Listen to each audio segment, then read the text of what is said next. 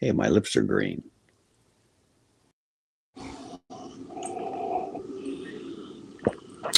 Fueling up.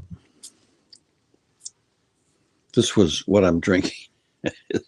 And this is bright green. So it tends to color things in that direction a little bit.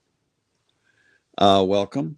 We are still in July the 17th.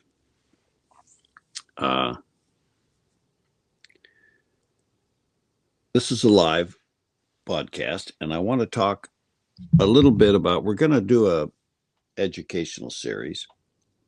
That's not real threatening. I'm not trying to scare anybody with too much school sounding work. It is summer and everybody's supposed to be out of school. But if we're going to create inside ourselves the power of love and the fusion of human personality, the fourth kingdom in nature is the human kingdom. The fifth kingdom of nature is the spiritual kingdom. If we're going to bring the human race alive to love, we're going to have to fuse those two kingdoms inside ourselves. Now, that might sound like a very difficult process or project, but it's actually what nature has designed to have happen and for us to do. So it's natural, normal, with a few twists based on the fact that the human race is not entirely sane due to conflicts in the past. So we need to think about what we're up to and make a concerted effort to pull this train out of the station and get the fusion of love and humanity going down the track together. Because if we can do that, then that's where we're going to end up.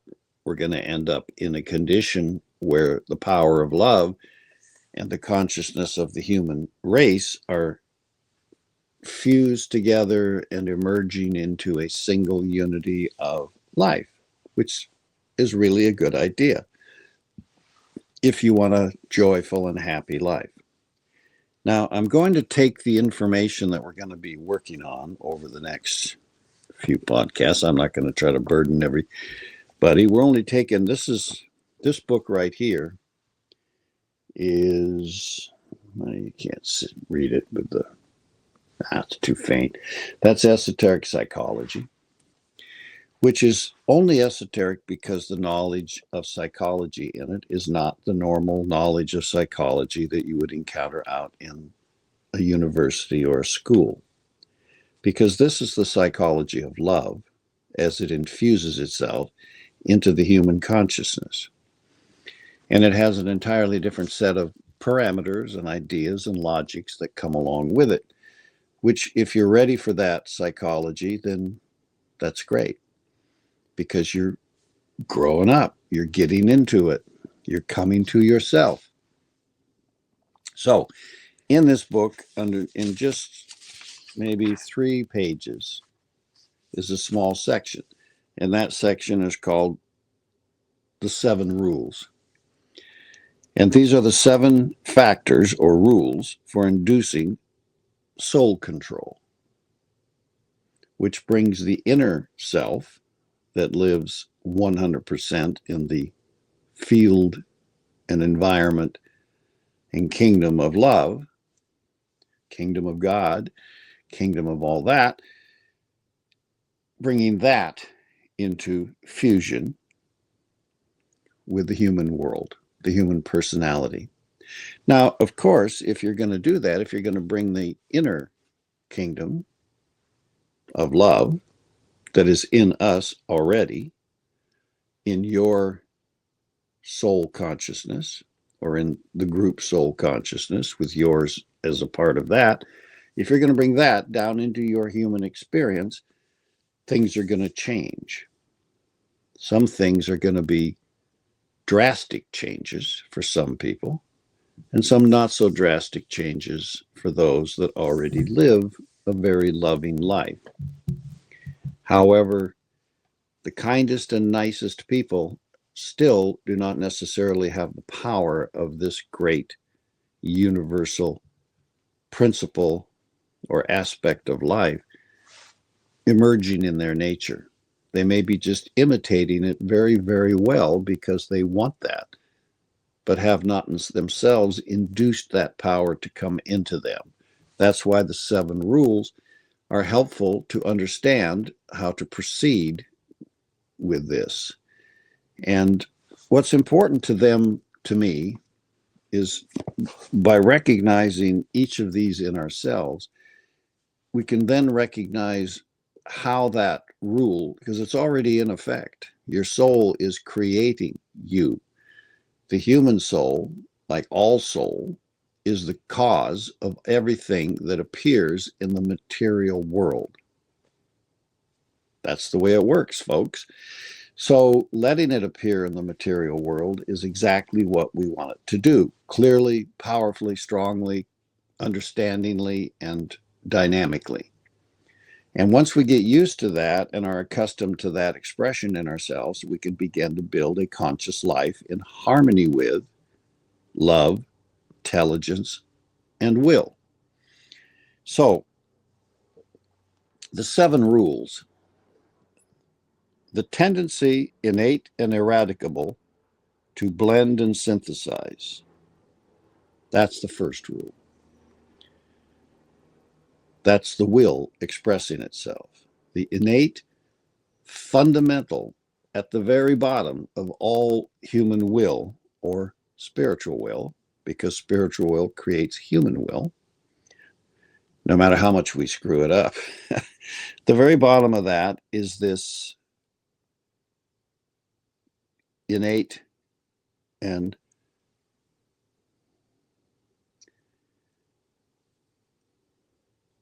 immutable, ineradicable, which means it cannot be eradicated. It's always there. It's the fundamental essence of the very life that comes up. You can't clear it off of life. It's in our cycle of whatever source life is for us. That's it. It's built right into it. So it's innate urge in us to blend and to synthesize, not to be separate, run away from, and be our own unique, separate self. Now, you have a unique self. It's not separate, but you have it. But the root urge in all life is to synthesize, to blend, to become one with everything. And eventually, that doesn't mean to annihilate your individuality or to give it up or to make your human identification as an individual less or separate from it. It's not. What eventually we do is we submerge it in it. It's yours, it's your responsibility, it's your urgent necessity to keep yourself clear and functioning and honoring yourself, not anyone else's. You, me. We have to do this for ourselves. But to stay blended with, immersed in, and supportive of the greater group of life in which we find ourselves, that's a greater cause, a greater urge, a greater rule. So what happens when every one of these 7 rules has an inner aspect that is produced, the life aspect? You have your life inside of you, and then you have the world out here of appearances. The life is innate in the meaning of your life. The meaning of your life is what's going on back there with your spirit and with the essence of living. Out here is the appearance of how that looks. Now, in the world of life, in us, in each of us, these 7 rules appear and cause and create a certain set of things. Out here in the material world, it appears differently. Same life, the fusion of the two will cause an appearance with an inner reality that goes with it. Now, human race is used to living out here conscious of the outer appearance, but unconscious of the inner life urge. This one, for example, to synthesize. Now, this tendency results on the form side of life, in our human experience out here where we work and live and have our being, in destruction and wreckage, with its accompaniments of pain and sorrow. That's happening out here. And if you look around, life's full of this. It's full of destruction and it's full of pain and sorrow. On the life side, it results in release, liberation, and subsequent expansion. So, and if we look at this, and this doesn't mean you want to shut this down because it's going to create destruction or it's going to create. That's not the point. And if you look at the military man, if you look at the will person, the person who lives only according to their will, you find your generals, you find your military men and women, and they tend to destroy. They tend to create tools for destruction. They tend to do this because that's their function. That's what happens when an individuality approaches life with this ray, with this energy, with this will. Now, the group consciousness, what we all are together, doesn't have that same urge in itself because there's nothing to destroy. You see, life isn't mad at itself. It's all one thing, bringing this unity to the world. So on the life side, it results in release, liberation, and subsequent expansion. Now, that causes consciousness to grow into the greater whole, breaking down the boundaries and limitations that kept you from appreciating the next major step in that growth that you're going upward in. So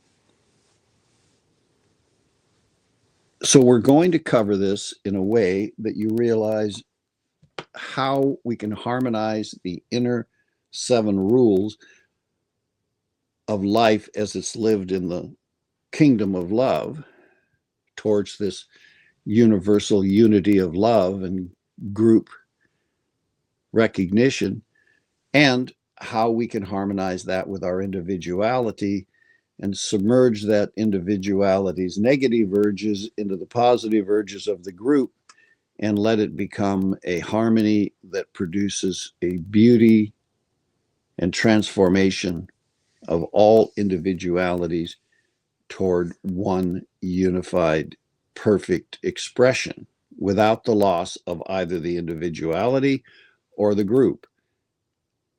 Now, this is going to happen. It's going to happen because it needs to happen. It wants to happen. It's being urged to happen by our own inner group nature. Because while you have a higher ego in the soul, which will eventually replace the negative and separative ego that goes to war with the other elements around it, that will eventually come in and replace all of those destructive urges, and you'll find yourself in perfect harmony with the group and with yourself and your place of responsibility and service and love. Now, on the way to that, a lot of changes need to be made. And taking on these 7 rules, of which we've just looked at the first one, and even that only at a surface look, to see why does the outer world look so different, and why do these inner rules have such an opposite seeming impact in the outer world? What happens? Well, the material world is arranged a little differently from the spiritual world where the soul lives and angelic beings live. They don't have the necessity for hard edges, separation from one another. They might live in groups. They might live in qualities of a kind, but they don't need, by the nature of the love in which they are the substance of, they are submerged in, they don't need the hard definition that a material object has. Something has that is singularly and permanently separate from other objects around it. And because there is no permanence in the separation of objects from another, eventually, even this wonderful zoo cup from Denver, zoo,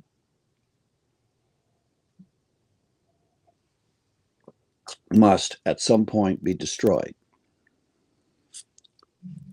There isn't any permanent and forever museum in the universe where everything that's been created actually gets to go there and be on a shelf forever. There are things that are quite old on Earth that are in special depositories here and there that no one has yet found or opened the door to or discovered, where you will find things that go all the way back to civilizations. We argue about whether or not they ever existed, but they did, and those artifacts from those civilizations have been kept, although they're not as fresh maybe as they were. They will remind us of the cups we built in those days. But eventually, like all things, they will disappear physically. That doesn't mean they will disappear entirely from memory. And in the Akashic record, the memory of the universe itself in Akashic substance, or the substance of Acacia, those things can be viewed as they originally were. Sight, sound, taste, smell. Your senses can be filled with the object, even though it's a memory of the object. But the subtle nuances of the universe are not what our problem is today in the world. Our problem today in the world is to stop breaking each other's heads over nothing, recognizing that we are one single life inside ourselves with every other life. And the harmony of that is a fact in the soul kingdom, in the kingdom of love. It's one great, inclusive energy, and all those lives and in their individualities exist in harmony. Out here, not so much. But we can do that out here. We can bring that inner harmony out into the world. We can do that. And when we're finished with things like this cup, we can return them to the recycle of life if we need to. And we're already doing that. We're already starting to realize in the world that we have to recycle things. And people are recycled. You're not going to live forever in the form you're in. That's just the way it goes. That doesn't mean you won't live forever, but not in that body.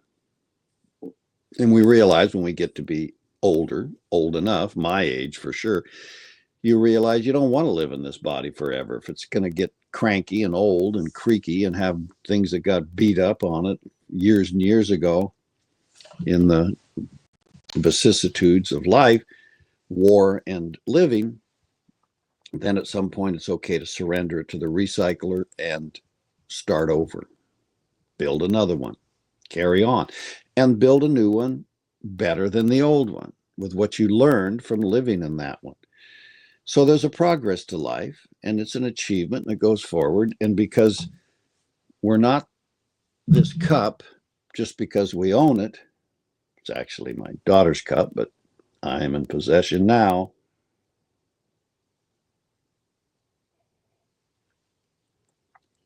So you don't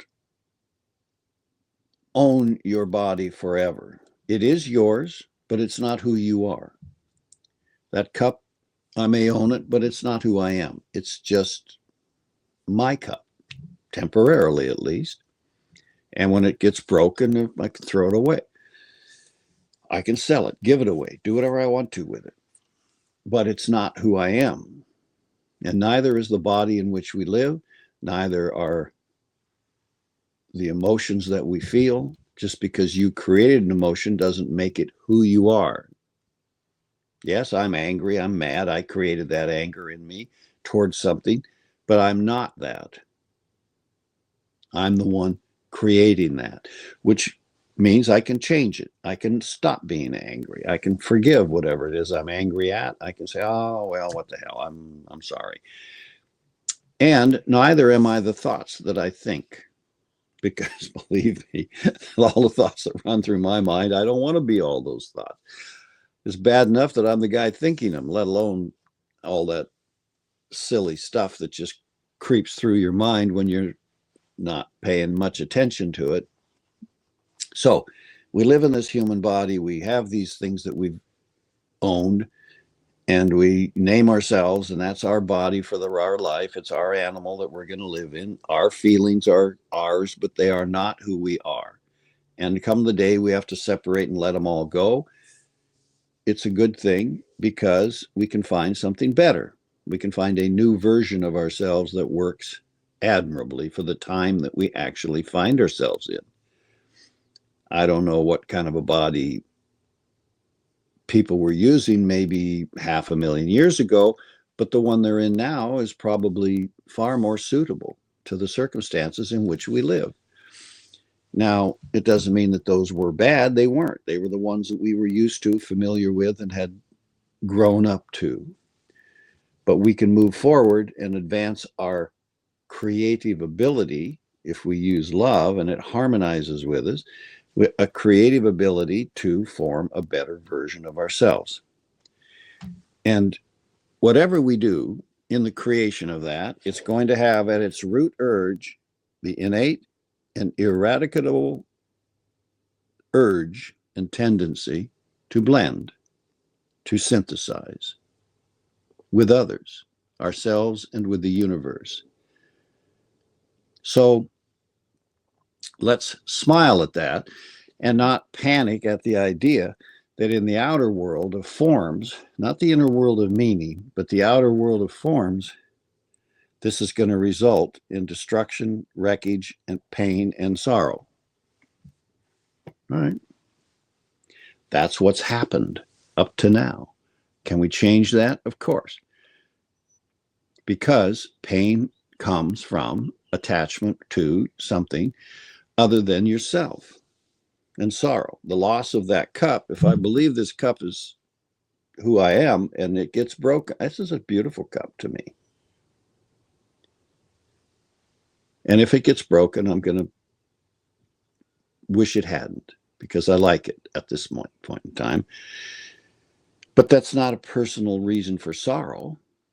There are beautiful cups being built now that I had no idea that this was available. So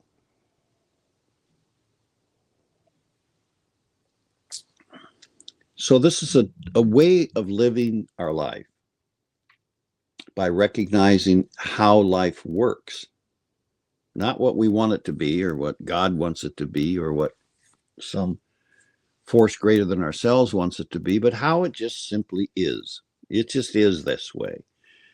And as we look at these other 6 tendencies or laws or rules, I mean, the world has laws in them. The law of gravity, the law of love. They don't change. They're permanent. We're under their influence when we're in that environment, and that's just how it's going to stay. You have no power over it. Now, science may hook up with the aliens that we suspect may be living under the boardwalk over in Atlantic City, may hook up with the aliens, and they might show us how to overcome gravity. But nothing in the universe is going to show us how to overcome love. Love comes out of life itself into the creation of the universe and cannot be taken out. It cannot be separated from it. You can ignore it, and a huge amount of human beings do, but you can't change it. You can only change how your life expresses its reality or ceases to express it.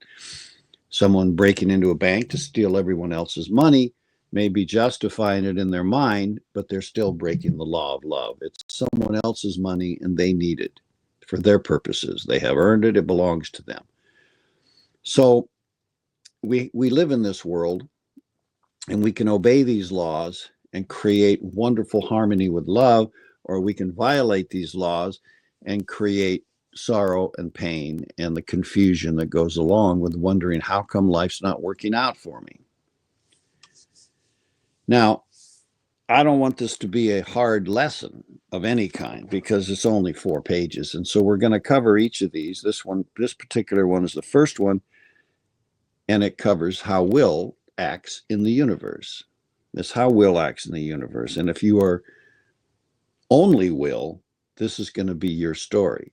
Your inner urge will be to synthesize, to create unity, to find that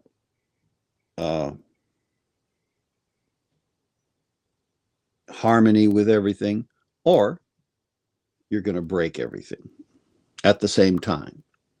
So we can look at Napoleon. Now, Napoleon fought 57 major battles with like 200,000 people involved in each of those battles. I don't know how many dead. It's hard to imagine. But like Putin's doing today, he did until he finally came to Waterloo, his own Waterloo. Now, we can assume he wasn't trying to destroy Europe. He had a plan. He wanted to unify it into one single organism.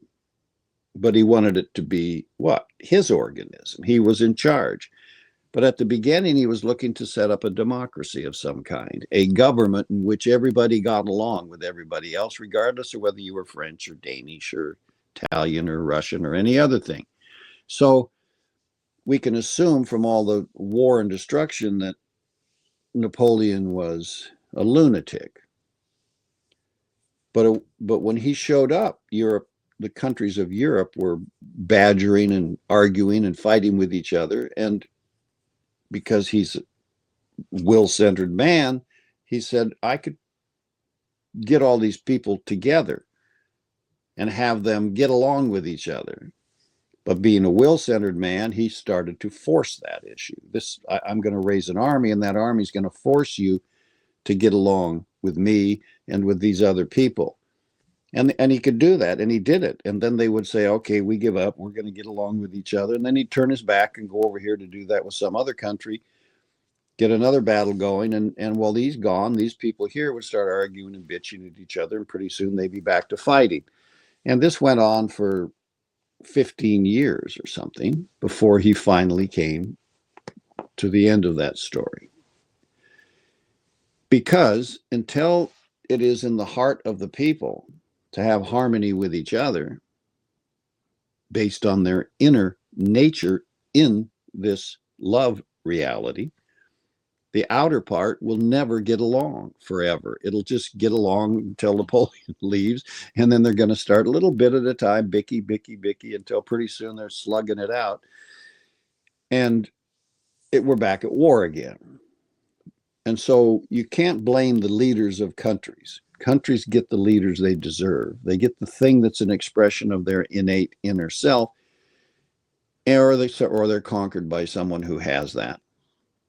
But when they learn to get along in themselves and have a true desire to get along with others, then they elect people and put people in charge and tell them, find a way to get along with those people, not fight a war with them and try to turn them into footstools for us, because we don't need any more footstools. We need cooperation and helpfulness. Now, this is a theme, but every time we try to impose this on ourselves, it never works. And this is the great failure of socialism.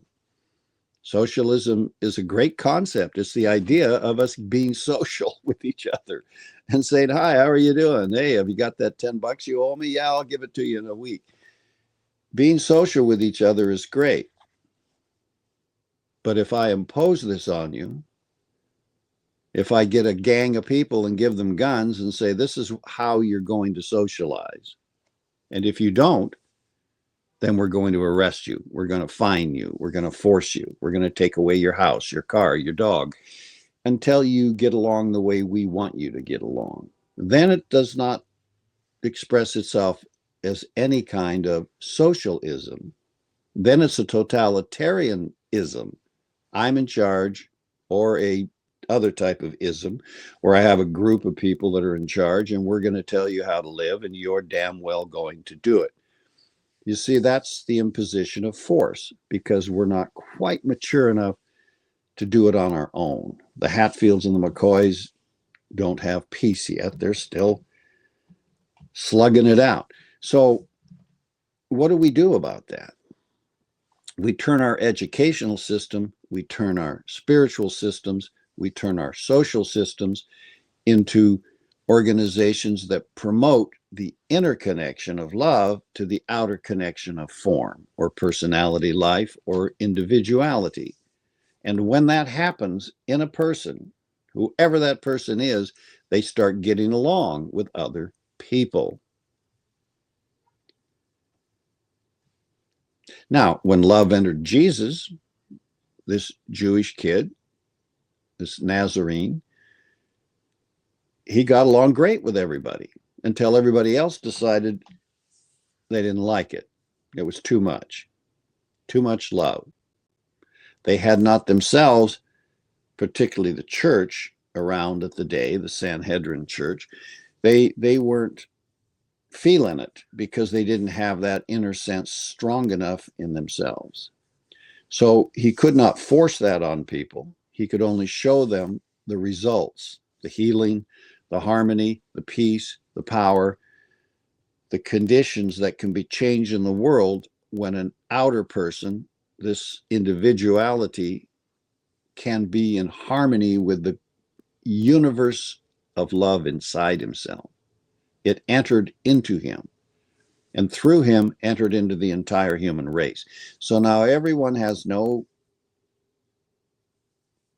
well, not no, we all had it confirmed by experience, but that was a long time ago. So it's taken a long time for the rest of the world over time and over birth and over education and over, not necessarily because of all the religions. Religions try to teach what they think went on and how it should be taught. But that's not important. What's important is that it's already there in you. And you can turn within yourself and find it. And by finding it in you, bring it into your conscious awareness and go, wow, this really what was released into us. We really do have it in us. And if I act on it, it shows up. It comes from the inner world of meaning to the outer world of expression and reveals beauty and truth and love. That happens, you see, not because of some religion or any religion, but because it's there and can happen if we relate to it properly. Now, having someone like the Master Jesus or some other spiritual master, a master of love of any kind, teach you how to do that is fine because he's saying to you, hey, follow this process and your group of people will find this inner love releasing itself into your outer existence. And it doesn't have to be anybody from any kind of a religion or church. It can be a following of some kind. It can be nothing. It's just how do we do it? And what we're talking about is doing it. I have no affiliation with any organized entity except maybe a library card. I haven't been really thrown out of any, but I've never really joined any either. So I don't think it takes any of that. I'm not against baptism. I'm not against a relationship to a special group. I'm not, all that's fine. It's finding your way into that inner self. Anything that helps you find your way into that inner self where love resides and helping you to bring it out to the outer self where we're expressing our life, that's a good thing. But there is no exclusive on it. There's some that are more popular than others, the Catholic Church, Christian religions. I don't know. That's up to them, the Buddhists. And so, and by the way, there's new ones coming up. that we haven't thought about yet, because they're going to be very scientifically based. This is how you do this through, I don't know that it's through AI. I'm not a great understander of how AI is going to transform the world, because it comes from the past. It doesn't have any ability to see into this deeper level of manifestation that life has set loose in the universe yet, although it might in the future. I don't know. I don't know what's coming. I didn't know a lot of things were coming. I had an oil lamp. I didn't know electricity was going to be this good. So let it happen. Let it come. And if it works, if it brings the inner state of the universe to the outer state of the universe in a synthesis that makes it all work as one unity, then let's talk about it, because maybe that's one we should keep. Maybe that's a keeper. So that's about all I want to say about this section of the book. Now, as I said, this is only about 3 pages long, and it's talking about just these 7 rules for inducing soul control. And why that's important is that the soul is a manifestation of love. And a manifestation of love is where all creativity comes from. I'm not trying to prove it, by the way. I'll leave that to the people that are trying to prove it. But it's obvious to me that there is nothing, not from an atom or a leaf or a plant or an animal or a human or any of the greater beings beyond the human stage of development, that do not have a soul in them, holding this incredible field of unified love as a potential purpose in them. Now, all the material world's life has difficulty at its stage of development expressing that inner world of love.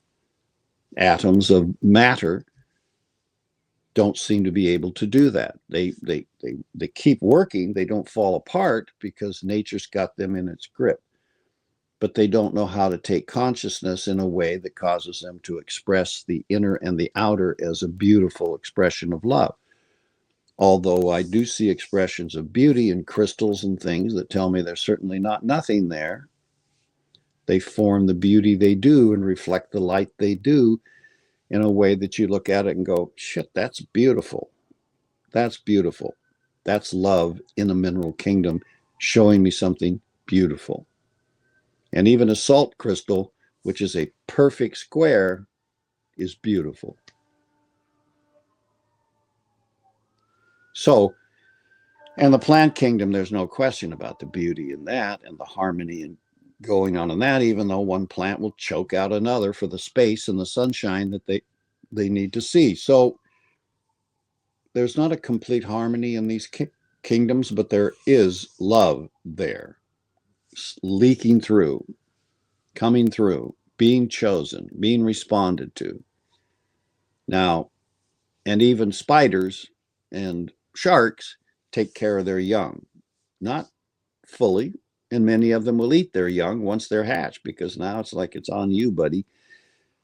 But they will protect their eggs, they'll protect their future generation, they will defend it, they'll die for it, they'll do things.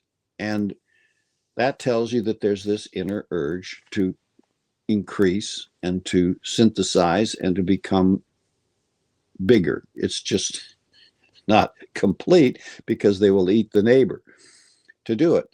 So let's keep this perspective open and realize that there are no arguments against it. There are no arguments for it. There's only evidence of how much it's starting to appreciate in the world.